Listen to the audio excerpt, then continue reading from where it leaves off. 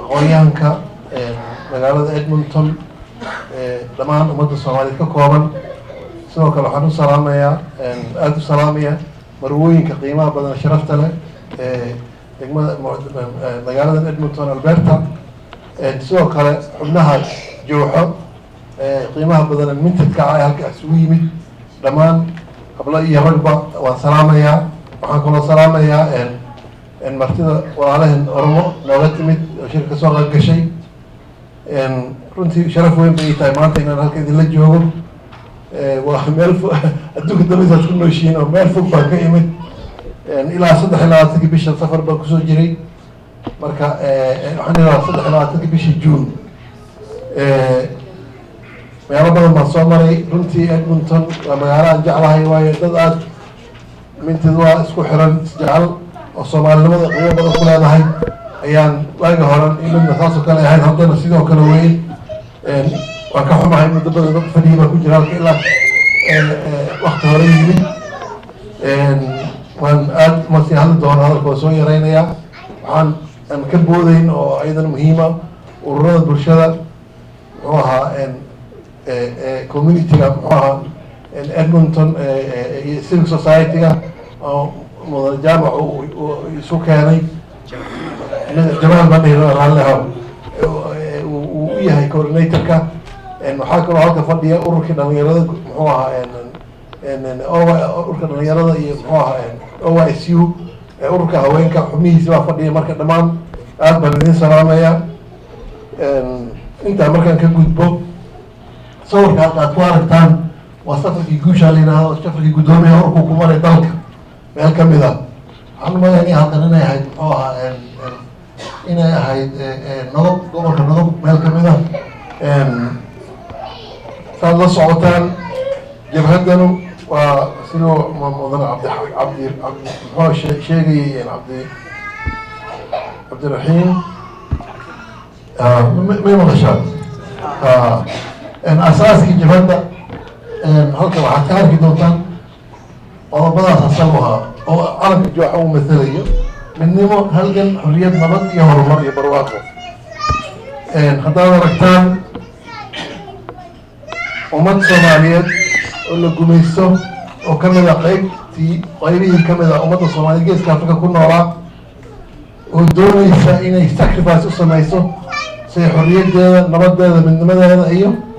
ay u gaadho horumarkeeda ayaa ku salaysay calankan macno weyn buu ku fadhiyaa waa calan la bilaabay saad la socotaan Lego 1943 waxaa lagu aasaasay Dirdhaba waxaa ku guuleystay dagaalkay gashay in saddex qaybood Soomaali ay xoroobaan oo NLF 1984 waxaa lagu aasasay magaalada Muqdisho oo iyadana markaa ahayd xaruntii ummadda Soomaaliyeed digtii geeska Afrika magaalada aad u jecelnaha qiimo badan ummadda Soomaaliyeed matalaysa waxaa weeyaan marka in haddana dhinaca kale inta xamar lagu asaasay kuwii kale laga tegayay u halgantay sharaf bay u ahayd muxuu ahaa shacabkaas marka yani astaanta midnimada ummadda Soomaaliyeed calankaa Soomaaliyeed baa iskale meel joogtaba qodol waxay rabtaa xag dabada kaga darsato taas inaad ogaataan way jabhadda dabad Soomaaliyeed weeye ujeedada leedahayna waa ujeeddo la yaqaano cad wax qarsoon ma aha saad la socotaan Soomaalida isbedelo badan baa ka dhaca 20 sano ummadda Soomaaliyeed waxaa ka dhacay isbedel weyn taariikhda dibadda 30 sano 25 sano laga bilaabo qarnigii 18 saasay u socotay xoog baa kaca nolosha dadka Soomaaliyeed saameyn weyn ku yeeshay marka haddaan soo wado 91 isbedelada mid ka mid ah ayaa dhacay waxaa burburay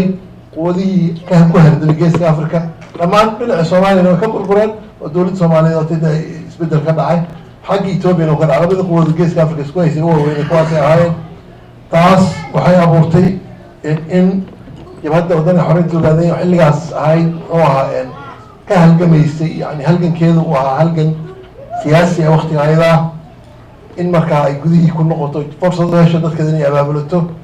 hadda adag baa ka dhacay markii meesha la sugu tagay quwaddii TPLF markaa hogaaminaysay ma jeclayn jabhadda kusoo noqoshadeeda meesha laakiin jabhaddu shacabkeeda abaabulatay waatay ku guulaysay doorashadii waatay maamulkan soo dega dowlad deegaanka Soomaaliya dhisay calanka cusub barnaamijka luqada Soomaaliga in wax lagu dhigo manhajka runtii markaa yaalay kasoo qaar badan laga tuuray qaabka dhismaha oo idin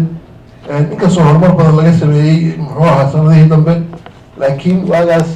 ilaa 14 wasaarood baan malaynaya waa la dhisay halka waxaa nagala jooga wasiiradii waagi hore aan dooranay wax kamid ahaa mudane maxamed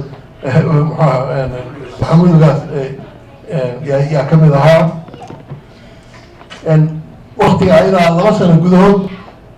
Ethiopia waxay u aragtay halgan siyaasi inay waxba kaga qaadeen Soomaalida marka waxay goosatay inay tallaabo sida kaliya kaga adkaan kartay isaga cilin kartay inuu yahay in maaragtay ay la dagaalanto waxa la yidhaha cash 22 bay samaysay ama waxaadan aqbali karin oo ku burburinaya qaado ama dagaal qaado labadaba aad ku dhimatid waxaasoo kale laakiin runtii golihii dhexe waqtigaa jooga u fadhiistay wuxuu yidhi danta iyo qiimaha shacabkayga ma aqbalayn inuu baaba'o marka waan iska kin celinaynaa go-aanka markii lagu dhawaaqay waddanka waxaa ka jira 16 xisbi oo Soomaali ah waxaa timid war shacabka nafti uu xaq u leeyahay maxaan sameynaa waxaa la soo saaray dastuur waagaa jiray inkastoo gadaal hadda laga bedelay dastuurka waxaa ku qornay haddii shacabku xaq bay u leeyihiin inay ismaamulaan oo ismaamul samaysan ayadooda ka tashadaan ilaa go-itaan hadday codsadaan baarlamaankooda codsado baarlamaanka Ethiopia waa inuu aqbalo baarlamaankaas waa inuu ogolaado baarlamaankaasna 23 bay Soomaali ku leedahay waana 560 marka yani macnaha waa yani waxba kama tiid weeye marka xagga kasoo ogolo xagga lagaga fadhiisanaya marka waxyaabahu marka oo aan la ku diiday barnaamijkaas yani inay go'in maaha laakiin dastuurka noocaas oo kale ah shacabkan ma aqbalayo 20 Abril bishii muxuu ahaa Abril 20keedii 1994 dowladda Ethiopia kusoo qaaday xarumihii jabhadda ay ururkeena ay ka dhigtay urur argagixisaha ay mamnuucday dagaal ku qaatay xilligaa waxay ka dambeeyey hadda waxaa laga joogaa 25 sano wax ku dhow waxaa weeye wax badan baa Ethiopia na dhex maray wadahadal sanad gudihii waxaan nagu dhex maray wadahadal qabri daare 1995kii 1998kii meel qayb kamida jiran yaa waxaa nagu dhex maray muxuu ahaa wadahadal halkaas ergadii jooxa ku laayeen rag golaha dhexaa halkaasay ku jireen laba xubnood golaha dhexaa iyo xubno kale ururka ahaa markaa kadib waxay go-aan ku gaadheen inay mar dambe Ethiopia gudaha kula hadleen in la helo dal shisheeye ah oo amni ah iyo dhexdhexaad saddexaad laga bilaabo xilliga 98kii wax badan bay isku dayeen 2005 boqolaal badan bay soo dirtay waxba waa ka suuroobeen laakiin September 6deedii sanadkii 2012kii Ethiopia waxay ogolaatay in ay hor fadhiisato jabhadda waddanka xorriyadda Ogaadenya wadahadal baa uga bilowday dowladda Kenya ayay ogolaatay inay dhexdhexaadiso oo ayna la shuruudaheedii maadaama ay buuxsameen isla markaana ay aaminsan tahay in nabad lagu xalliyo mushkiladda way aqbashay guddi baa iska soo saaray dowladda Kenya soo saartay 4 xubnood ka kooban oo xubnaha Soomaalida ee Kenya degana oo muxuu ahaa noqday ergadii dhinaca Kenya ka socotay dhexdhexaadinaysay 6 xubnood 7 xubnood baa labada qoloba laga soo saaray wadahadalka wuxuu socday ilaa Febraayo muxuu ahaa 1918 waa la isku mari waayey waayo nidaamkii meesha ka jira wuxuu doonayay inuu isdhiibid buu doonayay ima doonin in heshiis la gaaro bishii muxuu ahaa Abril 1900 iyo 2018kii waa tii isbedel Ethiopia ka dhacay isbedelkaa ka dhacay marka wuxuu abuuray fursad cusub dowlad cusub baa timid oo Abiy Ahmed uu madax u yahay Abiy Ahmed markuu dowladda qabsadayna 3 shay uu ku dhawaaqay kow jabadihii la yiri waa argagixiso inuu aqoonsiga kala noqday uu yiri xaq bay u lahayd inay maaragtay xaqooda dadkooda u halgamaan kow mid labaad wuxuu yiri waxaan la ogolay wadahadal inaan la furo saddexaad wuxuu yiri Ethiopia waxaa lagu maamulay nidaam dimuqraadi ah shuruurtu xaq ay leeyihiin inay si xor oo madax bannaan laba hor wataan arrintaa ayada marka waxay keentay fursad inay abuuranto marka kow bishii Oktoobar 2020keedii 2018kii shirka Asmara la isugu yimid ayay jabhadda waddanka xorriyadda Ogaadenya dowladda Ethiopia heshiis ku saxiixdeen heshiiska waa kala aragtaan aad buu u kooban yahay laakiin wuu mug culus yahay taariikhiyanna waa taariikh ummadda Soomaaliya soo koronay 1963 dowladdii Soomaaliyeed muxuu ahaa Allah u naxariistee muxuu ahaa madaxda ka aadan cabdilla cusmaan oo prime ministerkan u ahaa cabdirashiid markii ooyadii dhexdhexaadisay dowladda Soomaaliya waxay tiri dalka dad baa iska leh jabhad baa oo yaala ka halganta wada hadalka waa inay kusoo biirto Haile Selassie waa lagula taliyaa ogolaan baa dadka localka dhulka iska leh haddaad mar la hadasho macnii xuquuqooda mardaba ma qarin karaysa way diiday dowladda Itoobiya marka inay la hadasho shacab dalkaana way diiday waxaa ku xigay 1977kii sidoo kale waxay damacday in muxuu ahaa ay 77kii dagaalku markuu dhammaaday oo Itoobiya la wada hadashiinayay waxaa weeyaan dowladda Soomaaliyeed ee Maxamed Siyaad Barre muxuu ahaa madaxda u ahaa Allahu naxariisto isagana waxay soo fuulbasgareeyeen wada hadalka ayaga Itoobiya in muxuu ahaa jabhadii WSLF ay ka qayb gasho Mengistu wuu diiday ilaa heshiiskii lagu galay Djibouti 1986 wasiirkii dalxiiska oo maxamed warjaas ahaa oo wafdi ka mid ahaa diyaaradda markuu fuulaha laga reebo boorsidiisu ay diyaaradda raacday way diiday nin dalkaa u dhashay nooc walba hadduu yimaado ma aqbalayn inuu wafdi ka qayb galo laakiin heshiiska maanta ay saxday Itoobiya waa qirasho rasmi ah ummadda Soomaaliya usoo hoyatay taariikhdana gashay in shacabkaas iyo dowladda Itoobiya ay wada hadleen waxna ku heshiiyeen ay muujinaysaa يعني taariikhda ugu weyn buu leeyahay aqoonsi rasmi ah dalka dad Soomaali inay leeyihiin dantooda iyo arrimihiisana lagala tashanayo heshiis la-aantoodana aan meesha nabad ka dhacayn ayuu heshiiskaa muujinaya heshiiskan uu guda weyn yahay wuuna kooban yahay saad ku aragtaan waa la sawiran karaa dhib ma laha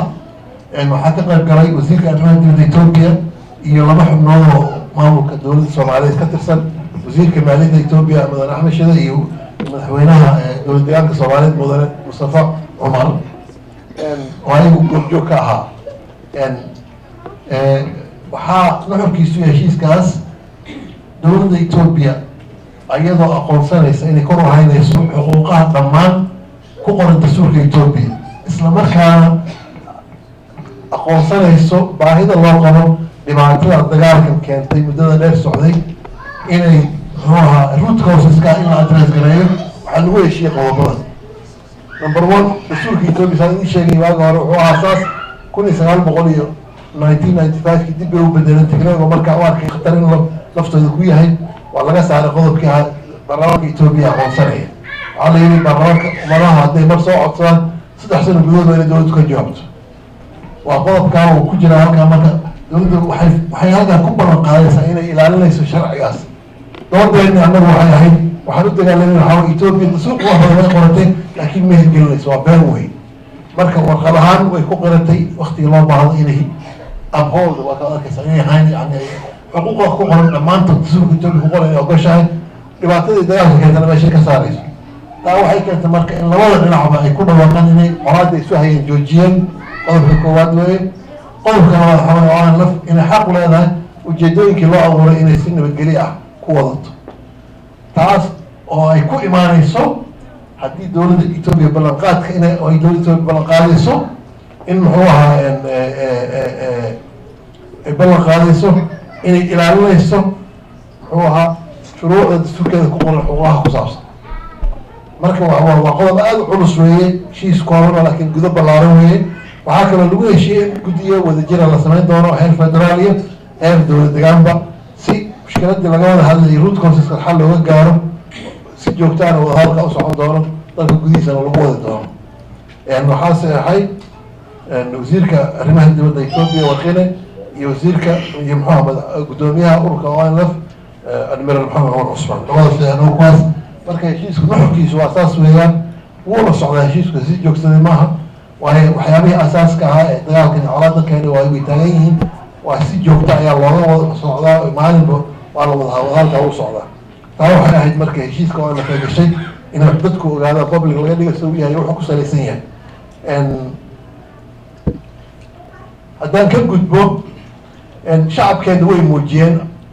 taageerada ONLF oo hayeen waad la socoteen markii ONLF kasoo degtay muxuu ahaa jigjiga oo caasimadda dowladda Soomaalida ah ugu yaraan dad 100 kun ka yarayn ayaa soo dhaweeyay waa magaalada jigjiga waxa weyn way inflation baa ku dhacay meel kala saacdo waa la waayay dareenka yani hadafka iyo ujeedada ONLF u taagnay inay taageersan shacabkaasu si waxay u muujiyeen bareer ah arkaysaa sawirada halkaa kasoo baxay oo kuwa gabdhaheena sharafta dharkasi uqa waad arkaysaa halkan waa stadiumkii muxuu ahaa jigjiga yani waxay ahayd overwhelming waxaa jiray wagaa dad baa waxay ku hadleen oo aan lafo afar xumood diaspora ka qeylanaysa iyo in yaroo ciidan oo gudaha ku jirta laakiin halgankan waa halgan shacbi halgan soomaaliyeed weye shacabkiisa iska lahaa dareenkooda way muujinayeen inta haddaan ka gudbo waxaan markii la bilaabay wada heshiiska marku dhamaaday cilaaqaad aada u sokeeyo dhow baan wada yeelanay maamulka abiy axmed oo madaxda ka yahay cilaaqaad aada u fiican baa naga dhexeeya si uu soo dhaweeyey si heersan u soo dhaweeyey madaxda jabhadda sawirada arkaysaa oo kuwaas kulamo badan muxuu aha badanna waa la galnay si guud ahaanna sida guud ee ra'yiga u qabo oo ah in dimuqraadiyad waddanka lagu soo celiyo in shucuubtu ay ismaamulkooda ay gacanta ku qabtaan inay muxuu aha aayahooda ka tashaan federalismkaas waa isku mowqif baan ka nahay marka ayadana waxaa weyn cilaaqaad fiican baa naga dhexeeya sidoo kale madax badan oo ethoobiyan waxaa kamid ah wasaarihii hore ay ka degay xukunka ee abi ku wareejiyey runtii noo sheegay apologina ka bixiyay dhibaatadii ku dhacday dadkeena muddadii isagu joogay sheegayna inuusan xukunka u hayay uusan ahayn ra-isul wasaaradaba inuusan ahayn intaa waa iska gaar weye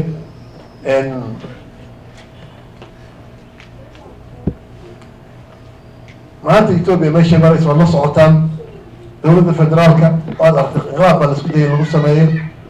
laba fikir baa etoobiya yaalla laba buu qaybsan yahay dad aaminsan shucuubta in xaqooda ay ka tashiga leeyihiin ismaamulna ay samaysan karaan dimuqraadiyadna waddanka lagu wado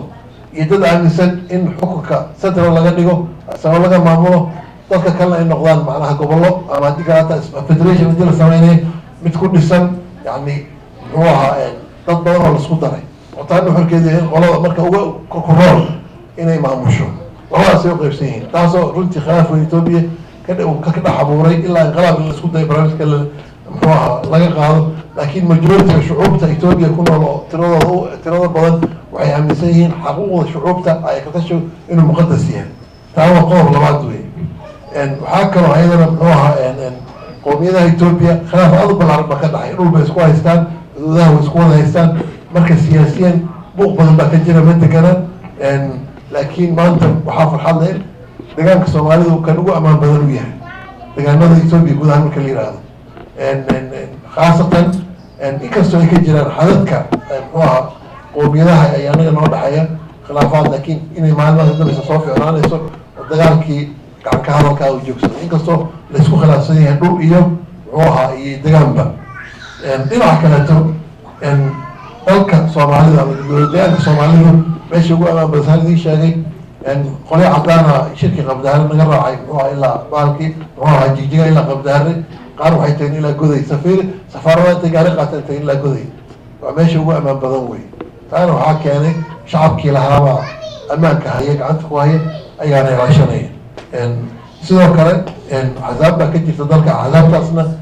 ilaa hadda dhaqan fiican iyo waxaa ka dhacaya cilaaqaad wanaagsan fursado iyo khasaaraba dalkeena uu leeyahay waxaa weya way jiraan khilaafaad dhul laisku haysto degaano laisku haysto oo runtii dhulkii daaqeynka ahaa ee dadka ka dhexeyn jira gumaysiga iyo muxuu aha qolihii laga horreeyey si dadka ay isugu diraan islamarkaana dhulkaa u kontaroolaan 10 kilomitr bay tuula laga sameeya muxuu aha degaan oo khatar ku ah muxuu ahaa degaankii daaqi dadkii isku diraya waxyaabaha way jiraan laakiin mar walba odayaashuna aad bay uga shaqeynayaan maamul deegaanka uga shaqeynaya jabadduna way ka shaqeynaysaa marka waa wax la maanij galayn karo khatarteedana way leedahay fursadaha kaloo jira waxaa maanta wadankii waa ammaan weye wuu furmay dadka nolosha waa usoo noqonaysaa ganacsiga wuu furmayaa marka waxaa ka abuurmi karaa haddii saa kusii socdayn wax wanaagsan oo badan wadanka horumar la gaari karo sidoo kale waxaa kaloo fursadaha jira waxaa weyaan in awoodaada dhaqaale siyaasad aqoon wax walba aad dhisan karto marka shacabkay ku xiran tahay intaa marka ka gudbo shirkii qabdaare jabhaddu qabsatay shir aad qiimo badan buu ahaa shirweyne qaran wuu u dhowaa inkastoo shirweyne qaran kale la sugaya in la qabto shirkan nuxurkiisu wuxuu ahaa number 1 in dib loo qiimeeyo tegitaankii la tegay iyo waxa kasoo baxay ogolihii dhexe u qiimeeyo sidoo kalena in shacabkii soomaaliyeed deegaanka deganaa in fursad la siiyo bal fikirkooda iyo aragtida jooxa ka qabaan ay si xora ujeedsadaan waxaa ilaa waxaa kasoo qayb galay 30 ugaas in ka badan oo dhammaan min liibaan ilaa city inta udhex 11 gobol ka socday waa dhowr oday baa ka maqnaa ayaguna cudurdaar ay keeneen buha laakiin buuxda uga soo qaybgalay shacabka Soomaaliyeed 600 xubnood baa yimid 600 marti ayaa timid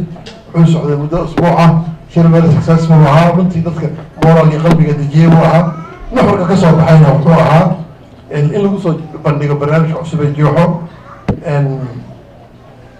waxyaabaha marka barnaamijka jooxo salka waxaa ka mid ah in la difaaco xaqa ay ka tashiga shacabka iyo federaalida qowmiyadda Soomaaliyeed macnaha wax ka sokeeya lama yeeli karo xaqa ay ka tashiga waa muqadas weeye shacabku xaq u leeyihiin inay ayagoo ka tashadaan ay ka tashiguna wuxuu ka bilowdaa inaad maamulkaaga dhisan karto inaad dowladdaada aad u dhisan karto talaada gacanta ku qabsan karto ilaa gooyitaana dastuurka Itoobiya ogol yahay ay ka tashiga wax gudan ballaaran wey marka waa muqadas lama taaban karo jabaduna barnaamijkeedii waxba kama bedelaysa arrintaa ku saabsan nidaamka federaalka Itoobiya ku socda waqtiga xaadirka ana kala guurka ana in la difaaco oo cidii isku dayda inay dhibaato u geysto laga soo horjeesanayo taasaa sababta abi dowladda oo aan lagu difaacayso waa isku mabda isku aragtiba xagga laga yahay midda labaad midnimada ummadda Soomaaliyeed inay udub dhaxal u tahay ahdaafta jooxo waxay qaadatay mideynta ummadda Soomaaliyeed inay tahay strategic choice waxa ugu muhiimsan oo haddii ku guulaysato ummadda danteeda ah marka qodobkaana waa gacmo soo baxay qabdaan ruuxa si istiraatiiji ah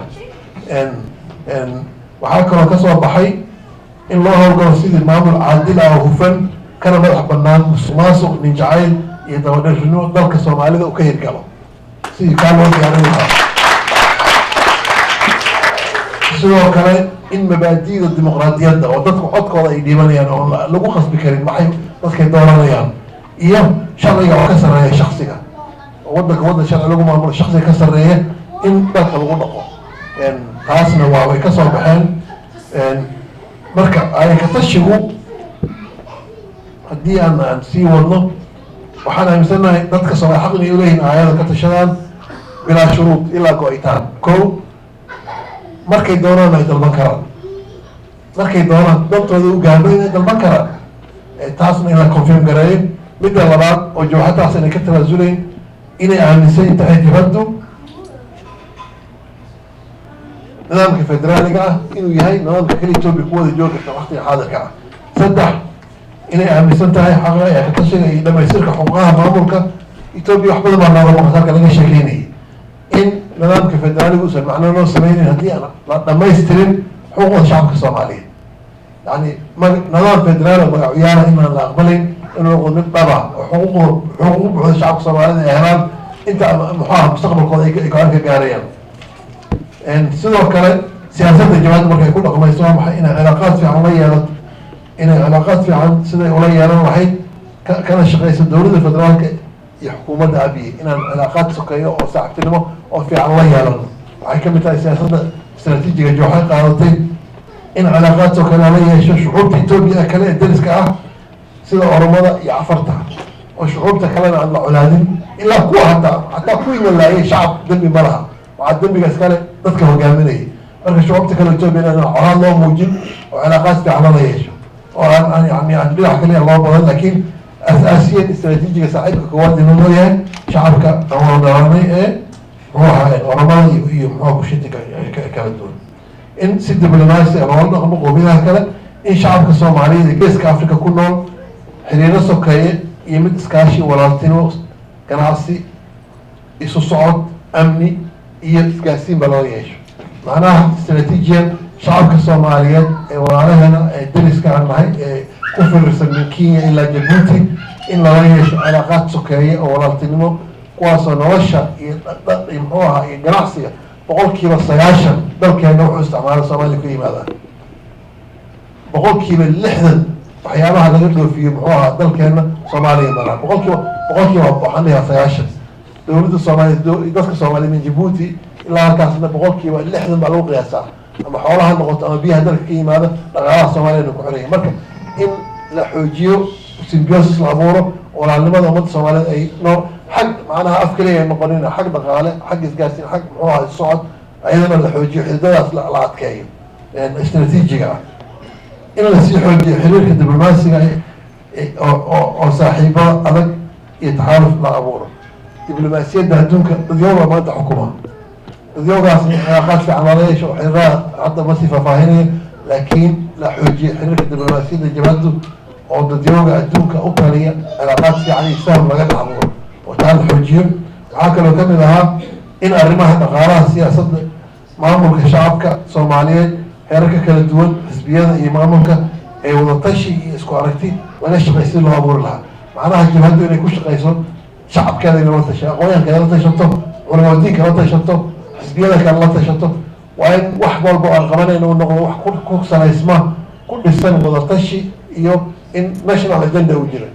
yani ajenda qaran oo shacabka soomaaliyeed deegaanka uu leeyahay waa inuu jiro, ajenda ballaaran oo soomaaliyeed waa inuu jiro.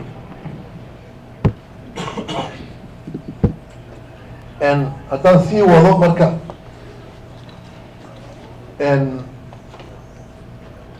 waxaad moodaa halka inuu repetition ku jiro, waan ka boodaya qodobka waan ka boodaya.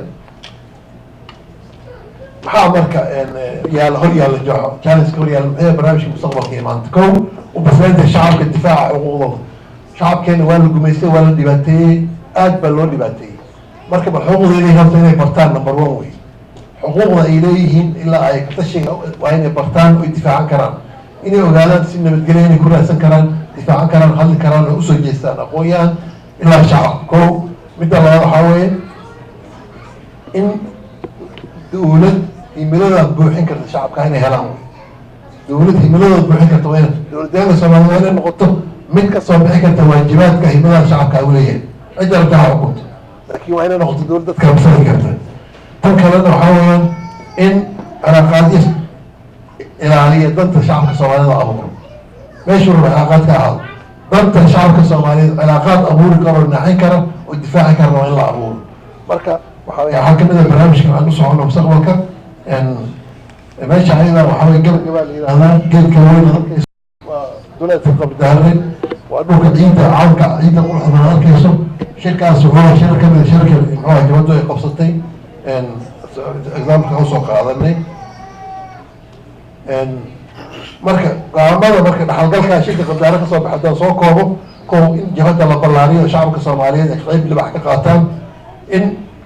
lagu fidiyo jabhadda dhammaan dalka soomaaliyeed in laga bilaabo mooyaane ilaa mayso oo city ah, in la adkeeyo la raadiyo xuquuqda shacabka ka maqan, in xalinta khilaafaadka shacabka hawl si dhaba loo guda galo, in xalinta muxua khilaafaadka xuduudaha qowmiyadaha walaalaha nahay ayadan xoog la saaro oo halkaa lagu bedelo maaragtay wanaag iyo muxua walaaltinimo, in la abuuro xiriir wax ku ola wataan hore u sheegnay dowladda federaalka. sidoo kale in dowlad deegaanka soomaalida ee hadda maamulka haysa iyo jabhadan cilaaqaadkooda aada loo xoojiyo.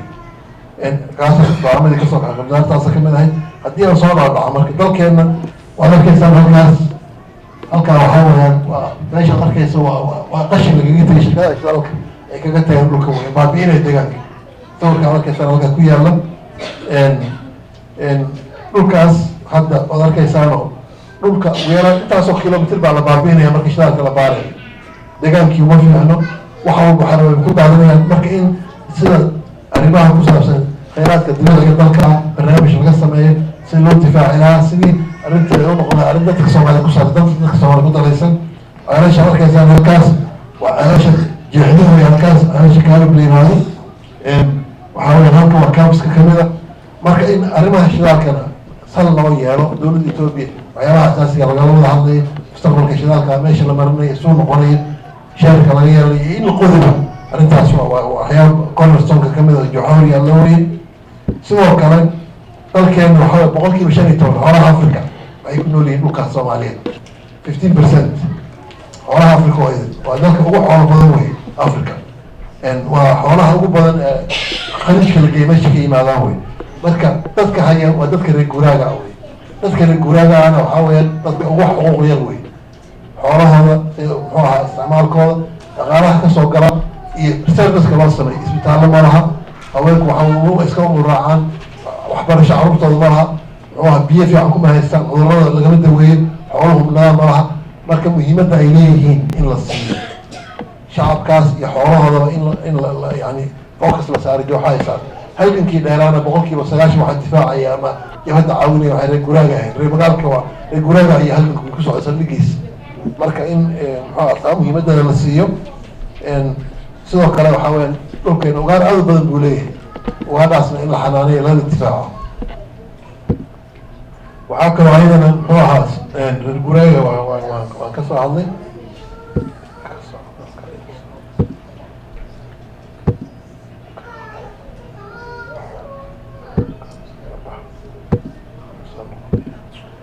barnaamijyada oo jabhaddu rabta inay qabato mustaqbalka daryeelka bulshada ilaalinta deegaanka waxaa kulli waan ka gudbayaa deegaan qurux badan baan leenahay laakiin waa deegaan laga loo dayacay marka ummadda soomaaliyeed guud ahaan haddaan intaa ka gudbo macnaha jabhadda waxay isu diyaarinaysaa siday doorasho u qaybgeli lahayd siday u noqon lahayd jabhad awood ku leh haddaanan awood yeelan ujeedadaad leedahay isaajadada ma fulin karaysa marka maadaama si nabadgelyo aan goobsanay inaan ku raadino waa laga maarmo doorashada inaan isu diyaarino doorasho haddaan ku guuleysanana barnaamij rasmi ah oo dhammaan geeska africa ummadda soomaaliyed wax tari doona ayaan rajeynayna inaan abuurno waan ku celinayaa dalka waa dal soomaaliyeed wey dadka degan waa soomaali soomaalina waa hal ummad weeye meelay joogtaba marka qof kasta oo soomaali ah uma baahni dibiisa inaa usoo qaado soomaali dhulka dowlad deegaanka soomaaliyeed uma baahnin waad xoolahaagaad keensan kartaa waad ku ganacsan kartaa waad ku noolaan kartaa waad ka guursan kartaa waa lagugu xabaali madaxweyne waad ka noqon kartaa marka waa dhul soomaaliyeed nadaam ahaan uu jira xad wax annaga macnaha noo leeyahay xadkaa ma jiro macnaha keliya uu leeyahay waxaa weeyaan waa administrative iyo annaga noo yahay macnihii marka annaga nooma kala socno saan anigu aaminsanay anigu boqolkii anoo 6 sano jiraa yaan tegay soomaaliya kismaayaan dugsiga hoos ka bilaabay ilaa jaamacadayda in yaroo ingiriiska ka dhigtay moogi aqoontayda rasmiga ah ummadda soomaaliyeed baa ii ofar garaysa marka qof kastoo soomaali ah dhulkaa waxbuu ku leeyahay jaamacadiisa waxbuu ku leeyahay haddii xoolo iyo barwaaq laga helo xoolihiisi weye taa waan u ballan qaadayna anagu jabhadda haddaan dhulkaa anagu gacanta ku dhigno qofka soomaaliga ah laguma ciilayo dhulkaa soomaaliya taas waa mid weye sidoo kale inkastoo wararka soomaaliya joogay dhibaato badan nooga geysan soomaaliya shacabka soomaaliyeed abaal badan baan u haynaa muddada dheeree dagaalka aan ku jirnay way noo hilmiyeen keena dhaawacay qariyeen wayna taakulayeen waa walaalaheen wey waxaan aaminsanahay dhulna laga xigana ma jiro laga bilaabo ilaa jabuuti ilaa kismaayo ilaa kashishe dhulkeennii weye nin naga xiga ma jiro uma aqoonsanin in qolo naga xigta ay jirto taana waxaan aaminsanahay taas wey waayo shacab soomaaliyeed dhulkana dhul soomaaliyeed wey saasoo kale dhulkana nin laga xigo soomaaliya ma jiro taas waa declaration waa idiin sheegaynaa ama waa taariikh ku talagala soomaali walaalaheen dhulkaa idinkaa iskale intaa markaan ka gudbo talaan usoo jeedinaya walaalaheen soomaaliyeed number 1 geeska africa isbedel siyaasado balaaran ba ka socda waxaa laga gudbayaa adduunka globalization waxa la yidhaha yimid dana waaweyn baa yimid shirkado waaweyn baa yimid xad ma aqoonsana qaarad ma aqoonsano dantooday u socdaan africana waxaa weeyaan wuu soo gaaray adduunku isdhexgelaya geeska africa shucuubta ku nool maanta ha gaadho hal colaadsa maanta 10 sano 100 sano qasab waxaa inay iskaashadaan inay isku milmaan inay wax wada qabsadaan hadda marka cidda diyaarsan ayaa ka faa'iidaysa ciddaan diyaarsanayna waa laga faa'iiday waa lagu meersan marka integration baa ka socda integrationkaasu waxaa weeyaan soomaali waxay ku jirtaa meesha ugu fiican oo faa'iida ugu badan ka heli karto soomaali badan ay leedahay shidaal bay leedahay xoolo ay leedahay dad badan firfircoon bay leedahay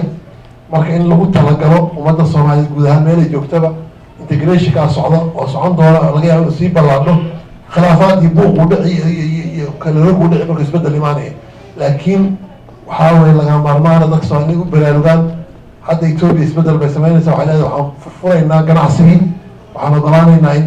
ninkii maalqabeen uu soo gashado hadda annagana dhul baan ku leenahay meesha dhulkeeni waxaa weeyaan ninkii dhaqaalo u hayo soomaaliya waa lagu soo dhaweynayaa sidoo kale waxaan doonaynaa in kaalin weyna ka qaadano walaalaynta ummadda soomaaliyeed dhaqaalahooda inaan ku yeelano inaan gacan isa siino marka waan ku ibaadgaraynaynaa dadka diasporaha jooga dhulka inay yimaadaan maalgashadaan ka qayb galaan oo taan idin sheegay dhulkiina weeye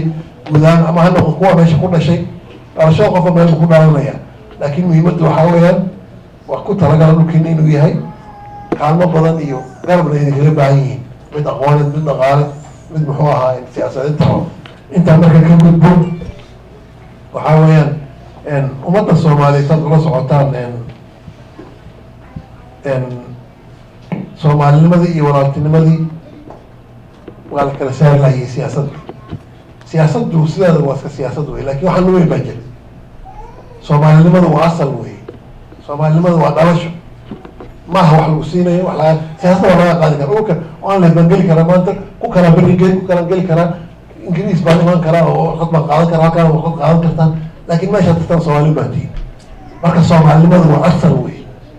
waa in la kala saaro soomaalinimada. waxaan marmar badan qalbigu xanuujinaya markaan arko meel la leeyahay meesha soomaalida kuwaas weye lama ogolo. soomaalida dhulka waa wada leedahay, laakin laga yaaba in maamulada la kala yeesho, maamul lagama hadlayo. marka siyaasadii soomaalida kala saara, soomaalinimada wada dhalasho wey inay tahay waxaan kutusay. marka la isguursanay soomaalida kuwa wale waqooyi koonfur iyo muxuu ahaa xagga soomaalida ogaadey iyo jabuuti lameyna waa la iswada guursadaa. hadda maxaa la iswada guursanaya haddaan la wada dhalan? ya arooska waa la sugi imaan, geeridana waa la wada tegaya. laakin wadanteena ka hada marki la yidhaha maya anaa kan iskala imaanaysa. marka horta number one waa in la kala saaro soomaalinimada iyo siyaasadda. taa waa number one weye. qabyaalada waxaa weye asalkeeda waa soomaali qabyaalada ka tagtaa soomaalinimadii waktar ku jirta. waxaa la bilaabay inay dadka af soomaaliya ku hadla. hadda aniga ingiriis baan ku hadlan ama ingiriis baan nahay, ingiriis baan ku hadla, aniga qaar faransiis baan ku hadla, qaar ku hadlaya. afka waa la bartaa, laakin looma dhasho af. marka dad soomaali afka soomaaliya ku hadla ma jiro. waxaa jira dad soomaaliya u dhashay ba jira. dad waxaa jira soomaaliya oo aan af soomaaliya ku hadlin. dad soomaaliya af soomaaliya ku hadlin ba jira, lakin soomaalinimadu waa soomaali weliba. carurta halka ku dhalan af soomaaliya qaar ba ku hadlay. soomaali maaha miya marka hataa languageka afka in la gelinayo, ereyga afka in la gelinayo waa iska ilaalisaan wey. dadka afka soomaaliya ku hadla waa khalad wey. af soomaaliga kenyan ba ku hadli kara, xabashi baa ku hadli karta, oromaa ku hadli karta, waxaa ku hadli kara muxuu aha suudaan ba ku hadli karta. afka waa la baran karaa, laakin soomaalinimada waa loo dhishaa. marka taa intaasa kaga baxayaa. midda labaad waxaa weeyaan on dadka soomaalida soo jeedinaya, dawlad soomaaliyeed oo midaysan haddaan la helin, isbedelada geeska africa soomaalida uma adkeysan karto. haddaad taarikhda raacdaan qur-aanka hadda akrisaan meeqa qoomood yaa la waayay. yani roma boqortooyadii roma ilaa waxay xukuntay muxuu aha india ilaa muxuu aha ingiriiska way baaba'day. awe alexander wax la sheegi jiray soo socdo dawladda islaamka waad ogeedeen ilaa waxay xukumi jirtay muxuu aha india ilaa andalus. waxaa weeye bini aadamku hadduusa istraatiijiya iyo midnimo yeelan uu lumaya uu baaba'aya. waa lagama maarmaan umadan dawlad lahayn, umadan xisbi lahayn, umadan istraatiijiya lahayn, iskama celin karta kuwa kaloo saacatan u habaysan organizer ah. waktigii wuu dhamaa soomaaliga bilaadka ku yeedhaya. soomaalinimadiisi loo socon lahaa, dawlad soomaali loo abuur lahaa, cid walba gacana ka shaqeyso. qofka xukumaya muhiim maaha, taa ku talagala. haddii kale risk ummadda soomaali khatar bay gelaysaa. the next 50 years hadda ku socdo, hadda 30 sana luntay. taa waa ka talinaya idan. dadka soomaaliya way islaayeen, weli waa codka hadlaysa maxaan isu lahayn, daraasad lagama sameyn. waxaa la isu keenaya waxaa la dhisi hoos kor 24 saac bagaati meel habeen baa la geeyay baa laleeyahay. laakin waay dadka soomaaliya waa inay ka hadlaan maxaan isu lahayn, maxaan ka baran karnaa, khaladkaan galnay muxuu yahay. haddaan la isweydiin weligeed muranka warda lagu jiraya, colaadu way soconaysaa. si shacbiga waa dadka soomaaliya heshiiyaan way. dadka soomaaliya si shacbiga isu laayeen, si shacbiga markii dawladdii dhacday markaa xukunka haysay, dadka soomaaliya si shacbiga isu laayeen, qabaayil bay isu laayeen. meel hoos yaa la isla gaaray. si dhaba in dadka reconciliation weli ma dhicin dhaba. weli waxaa la saaran yahay, buurihii waa la saaran yahay. waa in dad aqoonyahanku ay darsaan maxaa soomaaliya isu laayeen. waa in laga wada hadlo si franka ah, maxaa naga khaldamay, maxaa keenay, maxaa naga gudbi karnaa. waxay keeni kartaa dawo marka dambe in wax la wada dhisto. laakin waa korka hadii wax laga dhawaasana midiyaha lagu wato weligeed lama heshiinayo. taana waa talaan bixinayno wey. dagaalada waa laga tegay adduunka maanta, dagaal in wax lagu xaliyo, dagaal in wax lagu xaliyo waa laga tegay. waxaa weyaan wada hadal iyo negotiation ba wax soomaaliya ha wada hadasho. waxaa weyaan dalaad waan ka sheegay, denver waan ka sheegay, minnesota waan ka sheegay. dawladda maraykanku hadda taliban wada hadal baa u socda dheer. waana quwada waad aragtay dagaalka si bariga dhexe u roogmaday arrintaasi ahay. way wada hadlayaan, argaxiso way kan ma soconayso. dawladda soomaaliyeed waa ina shaba la hadasho, khasab wey. waxay rabaan shaba xumaanta dhacaysa, xanuunka hadda dalka ismaail waxay ka dhacay ayaga hadda sheeganaya malaynaya. dad badan markaa way xanuun badanta. laakiin قولي لقمة قاري حل سياسة وحاول وانت صومالي صرف رئيسته أما الدين ها أمي سنته أما ها أمي سنته هو قبيل أما ها أمي سنته مبدأ dadku mushkiladooda waa inay wada hadal wax ku xaliyaan wey hadday wada hadal wax ku xallin waayaan meel ma gaarayaan yani waxaa weyaan dhammaan maamulada soomaalida inay joogaanba dowladda soomaalida ha noqoto dhammaan dadyoogaas waa inay wada hadal wax ku xaliyaan isu yimaadaan wey oo yidhaahdaan xal ma noqonaysa haddii kaleeto waxaa wiil soomaaliya gabar soomaalid baa dhimanaya cid faa'iidaysana ma laha dowladnimana ma soconayso taa waa intaa wey صدق سنة على الدعاء حب وحنا وحلي لقمة قاري حب هو سوي جدنينا يعني وقدام بين حاول إن هذاكم مركز والله هذا أدونكم أنا أقول ليس أنا هذه صار عايز مجرد وأنا برتان إن وحلا سوها برضه زيرو سنفرد شوية دمعت ترى والله الله يصير أم كسير صار معي قررت كمان برتون وحسوا قرأتون وقدام بين حاول وأنا هذا ضد صومالي حكون الدوني ولكن dadka Soomaaliya isu keena dadka Soomaaliyeed way isu imaanayaan oo ala ururti wax wala keeni dad kursi uu rabaa nin kursi rabana waxa weeye heshiis ma keenay marka aqoonyahanka Soomaaliyeed iyo waxgaradka Soomaaliyeed waa in la helo quwad Soomaaliyeed oo think tanks ah oo anigu aan kursi doonin oo Soomaaliya si isu keen la ka shaqeysa waan soo ururnay waqti waxaan walaynaa soo gaabanayaan waxaan ku soo gabagabeynayaa laba kelimo yarada mid waxa weeyaan taariikhdeeda dheer ba laga sheekeeyey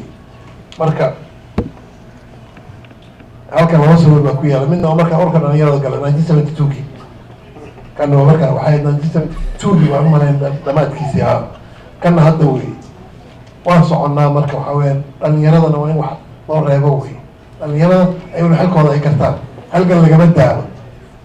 waa laga marmaan wey ugu dambeyntii aniga mabda-aygu waxaa weeyaan جوح الجعلية صومالي ما الجعلية السلام عليكم ورحمة الله وبركاته